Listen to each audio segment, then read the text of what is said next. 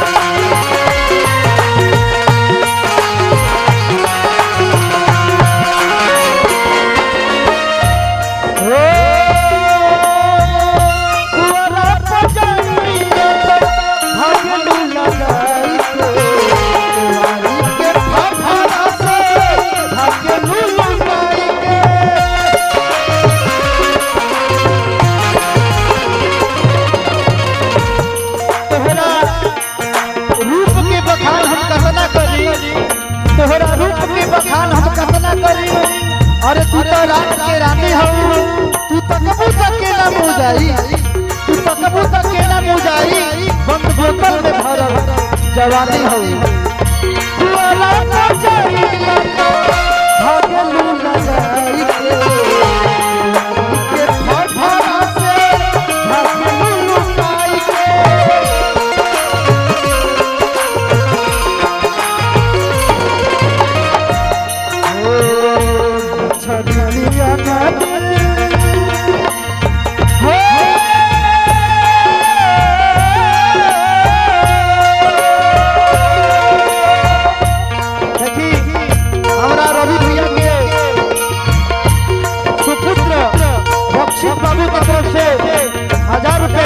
बाबू माता रानी से ये कहो तू पढ़ा लिखा और बहुत आगे जा और माता पिता के तू और भी नाम रोशन कर रक्षित बाबू बहुत बहुत पुरस्कार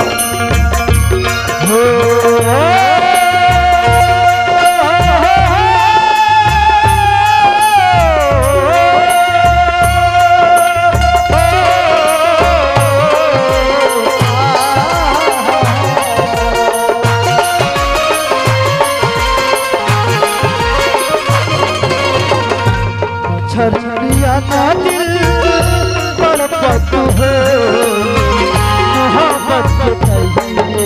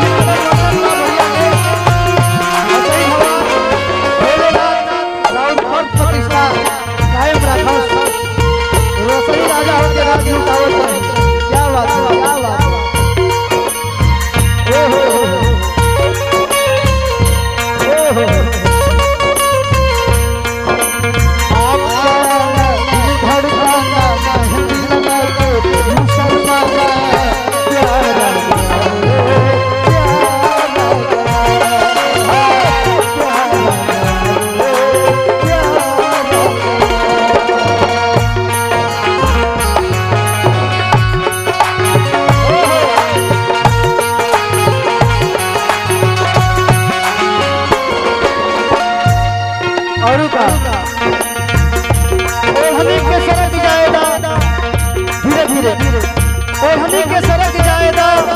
कंगना के खनक जाएगा जब दिल तोहरे पर आ गई बात मत रोको जब दिल तोहरे पर आ गई बात मत रोको दिल के बहक जाएगा हजारों हजार के पुरस्कार भगवान भोलेनाथ और पद प्रतिष्ठा सही जीवन बरकरार रखो राम के बनावल प्यारे केहू न सिखावेला जवानी प्यार ओकरे से आवेला